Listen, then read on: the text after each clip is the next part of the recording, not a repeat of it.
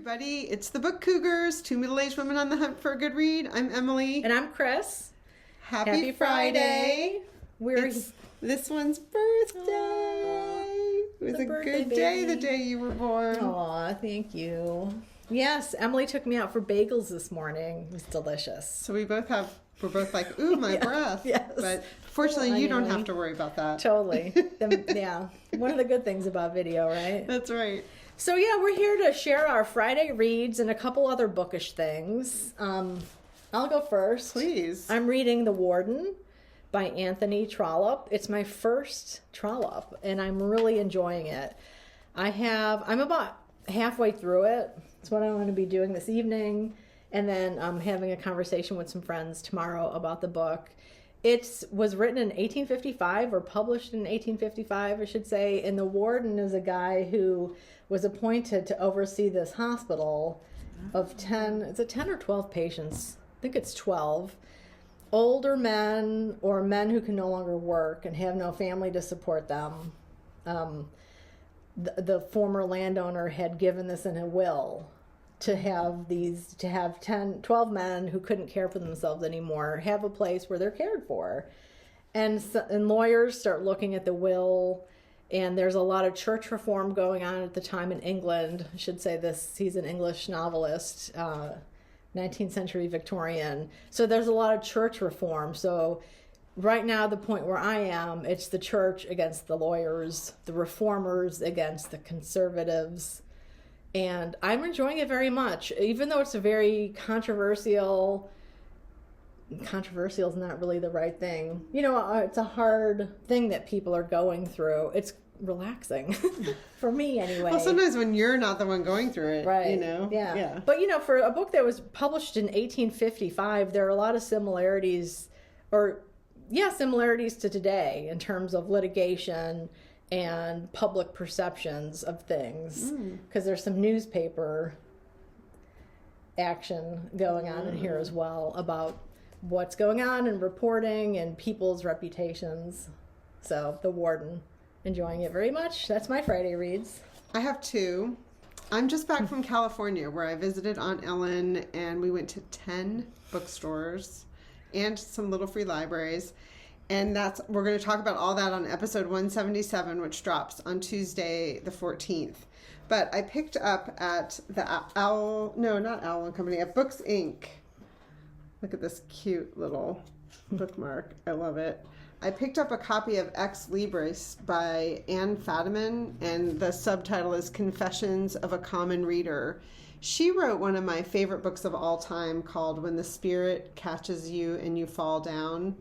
I'm going to pause for a minute so you can go put that on request at your local library if you have not read it. It's such a good book.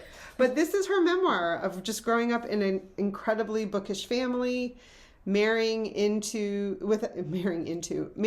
man who's very into books as well. One of the funny parts is when she married, that's why that word was on my tongue, her library with her husband's, and how tricky that was for her. I know you've talked about that. Oh, yeah. Well, and I've read the book, too.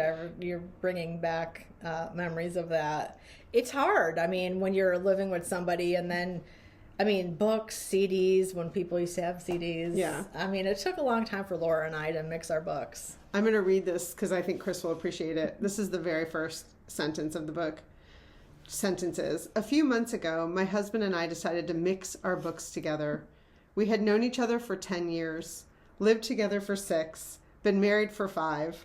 Our mismatched coffee mugs cohabitated amicably. We wore each other's t-shirts and in a pinch socks, and our record collections had long ago I don't know how to pronounce that word, miscegenated without incident. So that gives you some insight. She was willing to mix everything but her books. Oh, yeah. So I'm really looking forward to it. She's a fantastic writer.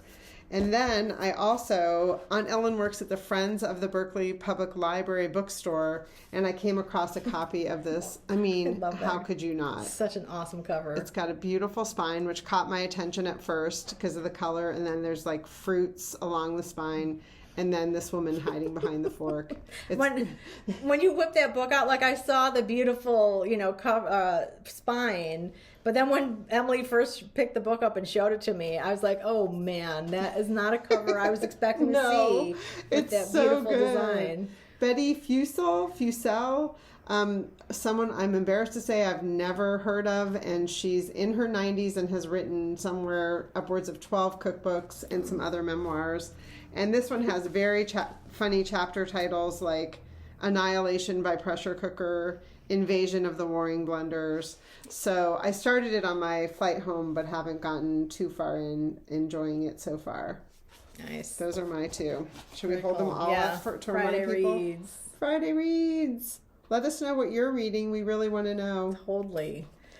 So next up, our friend Colleen, who has been on the book Cougars a couple times, she started a tradition a couple years ago where she does a buddy read with friends and has a Zoom conversation. She chooses the book and people can join if they're available and interested in the book. And so I'm doing it again this year. And the book she chose is Are You There, God?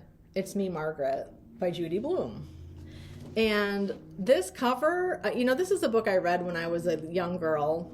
Totally have memories of reading this book. It was my friend Lori's copy that she loaned me. She's like, you have to read this book. And we all thought it was really radical for the time because, she talked about having a period and things. I know. But this cover, when I first saw it, I didn't like it. But it grew on me really fast because I thought, how cool, to have these text bubbles, how relatable for younger generations. When they see this title, they know exactly what's going on. And it's like, I think is God responding? Right. Or did he start and just walk away? Or what's up? What's next? That's Right. when you first showed it to me, I was like, what you got to say? Right. And then when I told Emily what I was reading, I was like, I have my original copy on my shelf at home. So I grabbed it. Look at the difference. Those differences, yeah. And this was published I love it. The pages are all brown. In 1970, the year after I was born. Oh. And we have, I'll take a picture. I have a whole set at home, very reminiscent. It cost $1.25, which I think is hilarious. Yeah, this one was $9.99 in the U.S., which, young adult books are cheaper. This would be I'm sure, $21 if it were an adult book. Yes. So cool. Looking forward to rereading this one. Yeah, it makes me want to read it. Yeah. Maybe I will do that. Very cool. I've read Judy Blume's adult books, since, but Wifey, did you read that book? I did not. That's another one. Yeah. And then we just wanted to give you a little heads up about the author that we're interviewing on episode 177, which is the episode that comes out this Tuesday, is Amy Tector. This is the second book in her Dominion Archive series. And I really enjoyed the first one. The second one was really awesome too. Yeah. And you read this. I read this one and really enjoyed it. It's a page turner. She explains some archivy bookish terms in a way that I could understand. Sometimes I pretend I understand them when Chris is talking. You should always stop me and I know. I like to think I'm approachable. You are. You're very approachable. It's my own issues with feeling like I don't know something. No. But, we had a great conversation. Yeah. We really Fun enjoyed time. it. I was in California. Chris was here. So we were in Amy's up in Canada. We were in 3 different places, but through the power of technology, we had a great conversation. Yeah. Available to you on Tuesday. Yeah. Happy reading. Happy reading, everybody.